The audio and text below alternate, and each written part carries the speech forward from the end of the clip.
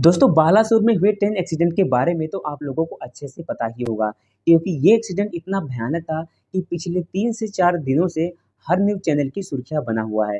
वैसे आपको बता दें कि इस घटना में कोरोमंडल एक्सप्रेस के ऑलमोस्ट सारे कोच बुरी तरह से डिरेल हो गए हैं क्योंकि ये ट्रेन 130 की स्पीड में एक स्टेशन पर खड़ी गुड्स ट्रेन से जाकर टकरा गई है और जिसके कारण इतना बड़ा दुर्घटना जो है हो चुका है।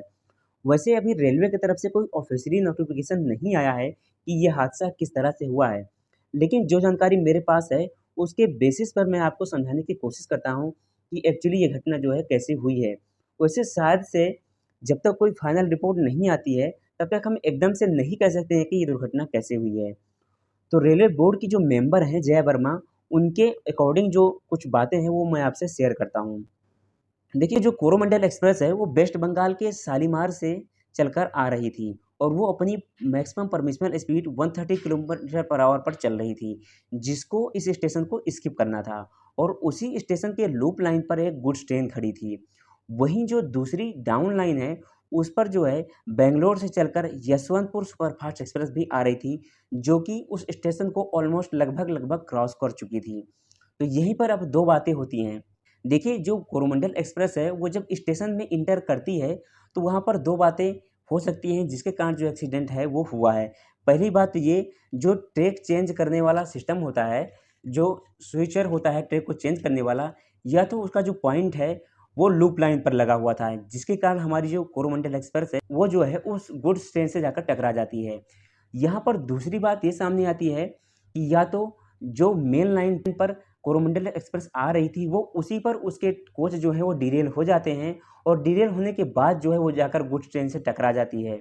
तो ये 2 बातें हो सकती हैं। वैसे अभी एक्चुअली हम एकदम से नहीं कह सकते हैं कि यहाँ यही बातें हैं और यही रीज़न है जिसके कारण जो है कोरोमंडल एक्सप्रेस की दुर्घटना हुई है। वैसे जो गुड्स ट्रेन थी उसमें आयरन लोडेड थे, जिसके कारण जो है जो सारा इम्पैक्ट है वो पूरा का पूरा कोरोमंडल एक्सप्रेस पर आ जाता है और ये ट्रेन जो है पूरी तरह से बिखर जाती है। और ठीक दूसरी तरफ जो डाउन लाइन पर यशवंतपुर एक्सप्रेस जा रही थी, वो लगभग-लगभग निकल चुकी थी, बस 2-3 कोच ही रह गए थे स्टेशन के पास। तो इसके कारण जो है उसके कोच में भी टकराव होता है और उसके भी जो 2-3 कोच हैं, वो भी डिरेल हो जाते हैं। अब देखिए एक्चुअल में रीज़न तो नहीं पता है, बट हाँ, हम ऐसा अंदाज़ा लगा सकते हैं कि शायद ऐसा ही हुआ होगा। वैसे इस दुर्घटना में करीब 250 से 300 लोग मारे गए हैं और ये आंकड़े और बढ़ते ही जा रहे हैं। वैसे घायलों की अगर हम बात करें तो करीब 900 से ज़्यादा लोग जो है वो घायल हो गए हैं। इस दुर्घटना में कई लोग मारे गए हैं तो कहीं न कहीं ये रेलवे की गलती ज़रूर से है, क्योंकि ये दुर्घटना जो है रेलवे के अंदर ही हुई है, तो सवाल भी रेलवे से ही पूछा जाएगा। वैसे कई लोग जो है कुछ उल्टा-सीधा भी सवाल कर रहे हैं और रेलवे के जो कवच सिस्टम है, उसके बारे में भी कई लोग सवाल उठा रहे हैं। यहाँ तक कि कुछ लोग का ये भी कहना है कि क्या ज़रूरत है इतनी फ़ास्ट ट्रेन चलाने की?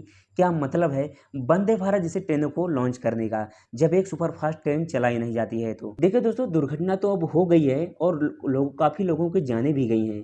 तो लोग तो कुछ ना कुछ कहेंगे ही और इसमें कहीं न कहीं रेलवे की गलती है ही और वो गलत भी है। वैसे जो लोग कवच के बारे में ऐसी बातें कर रहे हैं, वो बातें बिल्कुल से गलत है क्योंकि कवच का जो सिस्टम है, वो अभी केवल वंदे भारत एक्सप्रेस ट्रेन में ही है और रेलवे जो है अभी इसको दिल्ली से मुंबई मेन लाइन और दिल्ली से हावड़ा मेन लाइन पर इसके चलाने की बात कर रहा है। काफ़ी सारी ट्रेनों में इसको लगाने की बात चल रही है। लेकिन हर चीज़ का एक प्रोसेस होता है और हर चीज़ में कुछ ना कुछ टाइम लगता है। जैसे हम फॉर एग्ज़ाम्पल बात कर लें कि इंडियन रेलवे में फुली इलेक्ट्रिफ़िकेशन के बारे में तो ऑलमोस्ट अभी 90 टू 95% ही इलेक्ट्रिफ़िकेशन हो पाया है और अभी भी 4 से 5% बाकी ही है और इलेक्ट्रिफ़िकेशन जो है काफ़ी लंबे समय से चल रहा है। तो इसीलिए कोई भी अगर चीज़ें हैं, कोई सिस्टम है, लागू करना है उनको, तो उनमें काफ़ी ज़्यादा समय लगता है। वहीं अगर हम बात करते हैं कि इस ट्रेन में अगर कवच लगा होता तो क्या ये ट्रेन बच पाती? इसका क्या एक्सीडेंट होता? ज़रूर से होता। क्योंकि जिसने इस कवच सिस्टम को बनाया है, उन्होंने ही एक इंटरव्यू में ये कहा है कि अगर इस ट्रेन में कवच सिस्टम लगा होता तब भी ये एक्सीडेंट नहीं रुक सकता था। दोस्तों, जो कवच सिस्टम है उसका जो बेसिक रूल है वो ये है कि अगर एक ही ट्रैक पर 2 ट्रेनें चल रही हैं और उनके कोलिजन होने का मतलब उनके टकराने का जो डर है रहता है, क्योंकि ये कवच सिस्टम एक ही ट्रैक पर चलती हुई ट्रेनों को कोलिजन ना होने से बचाता है। मतलब आपस में वो ट्रेनें टकराए ना, इसलिए इस सिस्टम को बनाया गया है। लेकिन एक बात जो है आप लोग अच्छी तरह से जान लीजिए कि जो कवच सिस्टम है वो डिरेलमेंट को नहीं रोक सकता है। कवच सिस्टम केवल ट्रेन कोलिजन के लिए बनाया गया है कि एक ही ट्रैक पर अगर 2 ट्रेनें चल रही हैं, वो आपस में किसी तरह से टकराएँ ना किसी कारणवश, इसके लिए जो है कवच सिस्टम को इंस्टॉल किया गया है वंदे भारत ट्रेन में।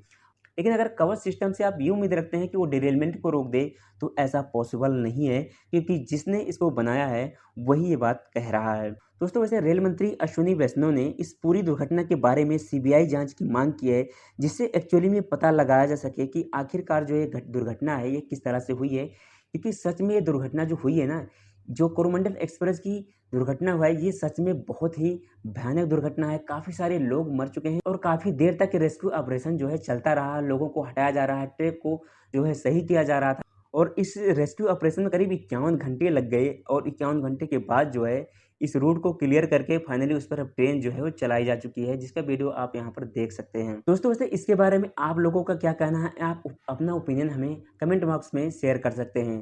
तो दोस्तों, फिलहाल आज के वीडियो में बस इतना ही। मिलते हैं आपसे जल्दी एक नए वीडियो में नई जानकारी के साथ। तब तक के लिए जय Hind and God bless you all.